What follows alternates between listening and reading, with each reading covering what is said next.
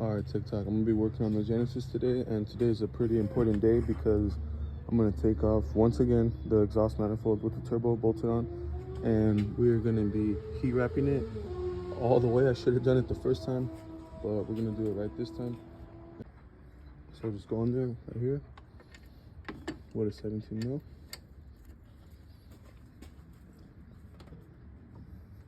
And it should loosen out like that, and you can take it off. And just like that, the serpentine is off. So now I think I'm gonna take off the power steering pump. He's not used to being tied up. I tied him up because he runs away. But so if you hear crying, just know he's good. He's right here. Almost forgot to mention, you want to disconnect the battery before you work on it. If you unplug anything electronic, you always want to disconnect it so it doesn't short out. So after the serpentine belt, I want to take off this 12mm right here.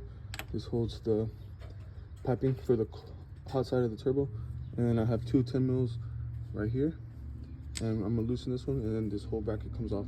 So I just took this piece off, and check this out. This is what I get for not working on my car in months. So you all know this gets glowing red hot. Check this out. It has slowly been melting. You see that? Hear that? Crunchy, crispy. That shit's fucked. So I just took off the AFR gauge, and it's down right there, and I'm gonna take this sensor down here, and what you want to do is you want to unplug it so you could twist it freely and you're not twisting the cable, damaging it. When you're getting ready to take off the turbo, just remember there's 2 coolant lines and 2 oil lines. So, and this one too, this is for the air, like if you have a boost controller or whatever. So this one's right here, coolant. You got to take that off. I removed the clamp, as you can see I'm getting ready to take it off. And there's one right here down, the coolant return right there. I already removed it. And this one too.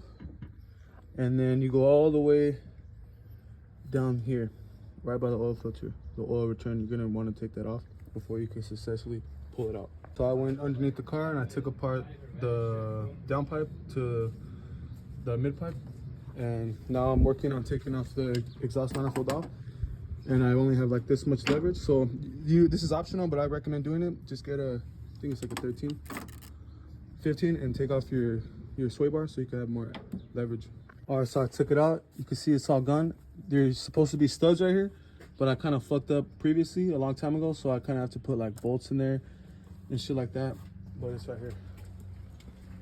Look at this shit, change color, shit looks nice. So now we can finally heat wrap this. I'm gonna heat wrap all these 4 like this.